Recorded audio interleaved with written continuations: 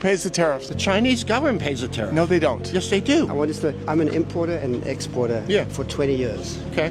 When a product comes into the US, there's something called a tariff sheet. Okay. I, as the buyer of that product, follow US law and pay the tariff. I'm an American citizen, an American taxpayer. I pay that tariff to the US government, and that increase in the cost I then sell to you for a higher price because I've got to cover that tariff. Then what about there is then no what do you say our tariffs are higher when they go overseas as opposed to theirs coming here? Tariffs are never a zero-sum game. Tariffs are a tool. For example, you might say, you want to sell us your beans. Yeah. We are going to give you a low tariff if you buy our corn. But the cost of the tariff is ultimately always borne by the consumer. Don't you think at the end of the day there may be more competition within the market of the U.S. government? You're confusing the question. This is not a question of competition. The point we're discussing is who bears the cost of the tariff. Okay. I couldn't tell you if it's good policy for the U.S. government to tax beans and for the Chinese government to tariff corn. But what I can absolutely assure you is that a product that comes into the U.S. is paid for by a U.S. company, and the increased cost of that